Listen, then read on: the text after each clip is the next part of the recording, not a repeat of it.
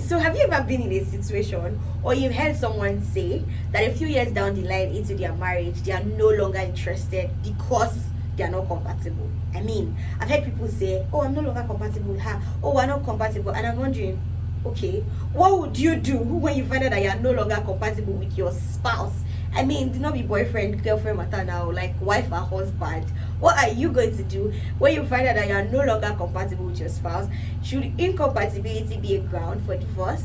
Well, we're going to find out in this video.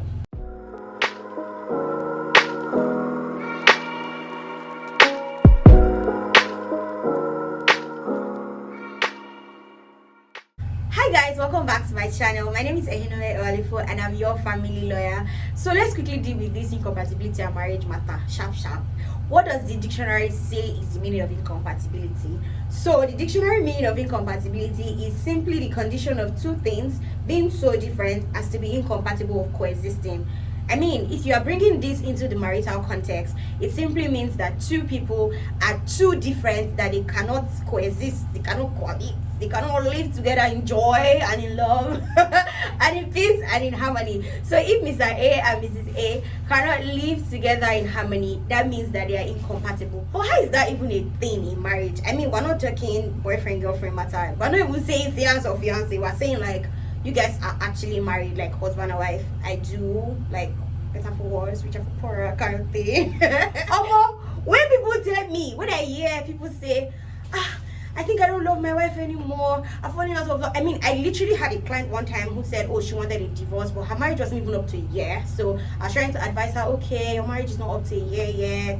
And I said, oh, is he abusing you or something? Is he a matter? And ended to know if it was like a matter of life and death. And she's like, I'm falling out of love with him. And I'm like, but I mean, you're falling out of love, why? And she's like, oh, he doesn't keep the house tidy, he doesn't. I'm like, and that's supposed to do what? Make you want to divorce him. So when people say, oh, incompatibility, I'm no longer compatible with her and all of that, I'm wondering, what do you mean by you're incompatible with your spouse? Do you mean your spouse likes the light turned off, but then you like the light turned on while you sleep? Or your spouse likes to press the toothpaste from the down and you like to press it from the middle? Or, your spouse likes to put clothes everywhere around the room and you particularly like the room tidy at all times? Or your partner, eats from one side of the plate and they scatter around if they chop? All of those things. Or do you actually mean more serious things like you want to have children but your partner isn't ready? You like to have sex but then your partner is like really not into sex? Or your partner smashes things when at the littlest provocation, like once your partner is angry, there's a lot of smashing of the TV, smashing of the phone, cussing out. Or your partner is actually abusive with words at every provocation. Or your partner wants you guys to try out unnatural things and you don't want to try it. Or your partner is open to having an open marriage and you're like, what in God's name is an open marriage? When I hear these things, first and foremost, I think that all of these things or most of these things really are things that you should discuss whilst you date or you court. So I mean, you should have discussed with your spouse how many children you'd like to have. Try to find out how compatible you are with your spouse mentally or with your proposed spouse mentally, emotionally, spiritually, sexually. I mean, on all levels, psychologically and otherwise.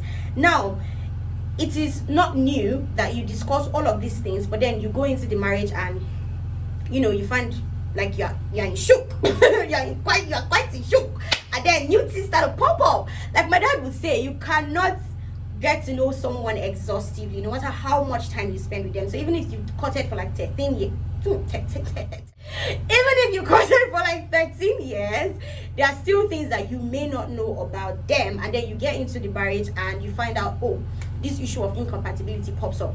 Well, legally what is obtainable is if this incompatibility can be linked to the reasons given by the Matrimonial Causes Act for a dissolution of marriage, then yes, I think a dissolution of marriage can be sustained in court if you can prove all of these things. So if your spouse wants an open marriage and then you don't, and you find out that, oh, your spouse is cheating, oh wow, you can go to court, and if you can prove it. If your spouse is he wants to try out unnatural things. Maybe your spouse wants to, have sex with animals, and then you're not open to it. You could go to court. That's the ground under the Matrimonial Causes Act.